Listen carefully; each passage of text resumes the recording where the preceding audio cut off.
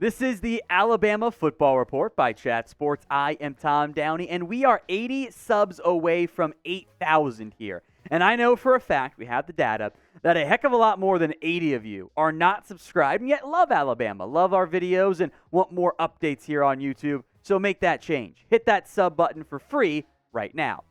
News to begin today's show on Tony Mitchell, the apparently formerly suspended defensive back for the Crimson Tide. His dad said on Facebook Thursday night that Mitchell has been reinstated following his suspension earlier this offseason.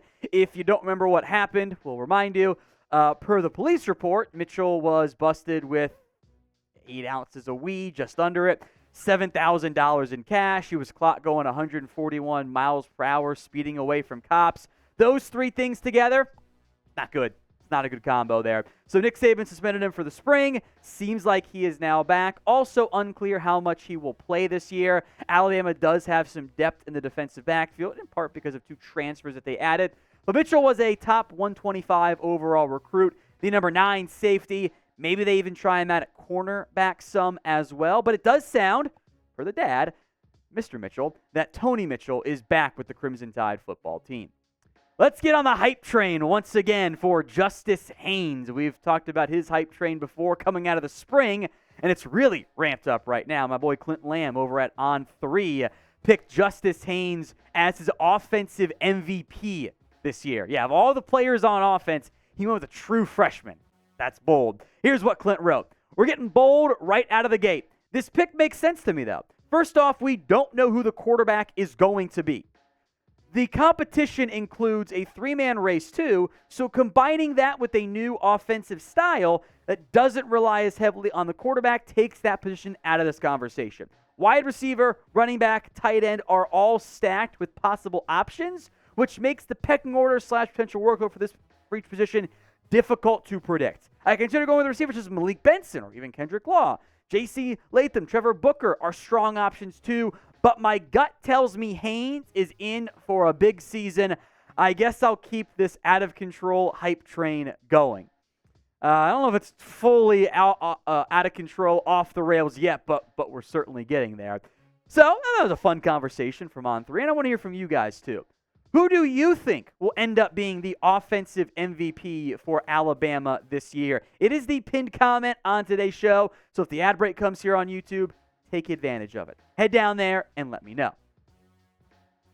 At the spring game this year, Haynes had 14 touches, 63 total yards, also scored 3 times. That was kind of the icing on the cake, if you will, of what was a very productive spring for Justice Haynes, who was consistently getting praise from Nick Saban, which is always a good sign when you are a true freshman. And Haynes was a hyped recruit, the number 2 overall running back out of the state of Georgia. The Crimson Tide took him away from, I guess we can say that now, from Kirby Smart. Number 24 overall recruit. And he joins an Alabama team that has good depth at the running back spot. And maybe in the end, Justice Haynes ends up being what and I think at least some of you out there too, thought Trey Sanders was going to be early on in his Tide career. Jace McClellan's back. Roydell Williams is back. Jam Miller is back as well. I do think Clint is right that this offense is going to be much more heavy on the ground, on the running game aspect. So there will still be plenty of touches for all 4 guys you mentioned,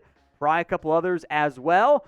But I think it would be only a positive if a true freshman shows up to Alabama and ends up being their best offensive player. There's a long history of great Tide backs. It'd be fun if Justice Haynes ends up being the next one.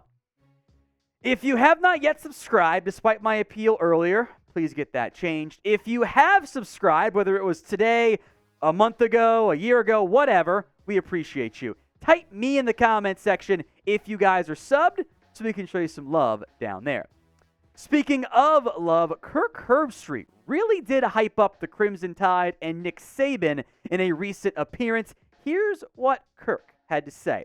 If you're going to Vegas, that would be a team I would not want to question, he said, referring to Nick Saban and Alabama. Whenever they have a few losses, or whenever they don't quite chase their goals the previous year, or whenever they have a new this or new that, it's like, oh boy, Nick Saban's in trouble. I'm telling you, he has the same energy he had in 2009 when he won his first title against Texas. He has great players like he had in 2009, maybe better.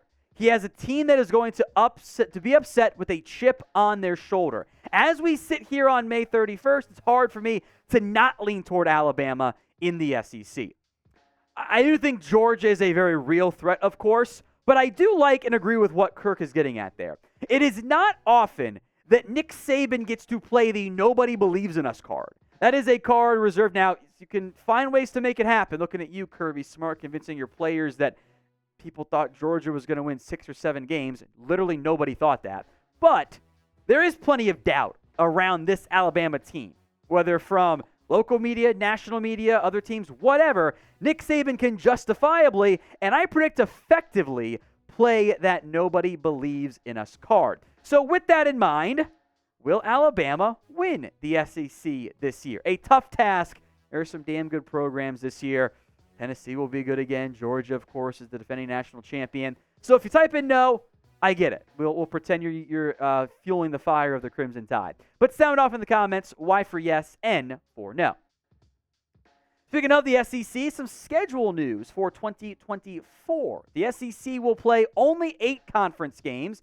They will not make the jump to 9 as they had been considering. There will be no divisions for that year either. So divisionless football, we'll see how they determine. I know there's going to be a weird tiebreaker that's going to have to be sorted out because that's how football works, man. Plenty of controversy over that decision.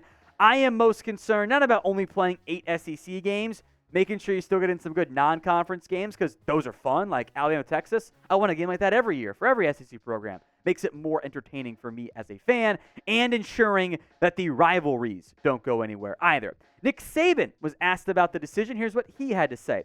Look, I think there's good and bad in both. I know there are some issues going to 9 games in terms of the future schedules that we've put together in terms of trying to play 2 Power 5 schools each year to go along with the SEC schedule. So I think eventually we'll probably move to more involvement and more SEC games. I think this just happened so quickly, it was really hard to make a lot of changes that fast. I do wonder if it's just SEC ploying to get more money out of ESPN, which, hey, I get that. That makes some sense. But when it comes to the 8-game conference schedule, do you like it or dislike it? L for like, D for dislike in the comment section. Some recruiting updates for you guys. A couple new offers have come through per 24/7 Sports, so we'll run through these. Javaris Green is a 3-star recruit, number 733 overall, a barely top 100 wide receiver out of North Carolina. You'll notice on all 4 guys we discussed, including TJ Lindsey, 432 overall, they are not highly ranked recruits. But as soon as that Alabama offer comes through, they tend to jump at least a little bit in the recruiting rankings. So keep an eye on these guys rising sooner than later. William Sanders, one of 2 players who's gotten some buzz about maybe committing to Alabama in the near future. Again, per 24/7 Sports. He is an interior offensive lineman out of Alabama, 813 overall. And Joseph Ayanada, I believe I pronounced that last name correctly. If not, Joseph, I'm terribly sorry. He's number 976 overall, a 3-star recruit too. So 4 new offers are out in the last couple of days. We'll see if they commit soon. Again, June is now here. I think it'll be a heavy commitment month for the Crimson Tide, so make sure you're locked into the Alabama Football Report.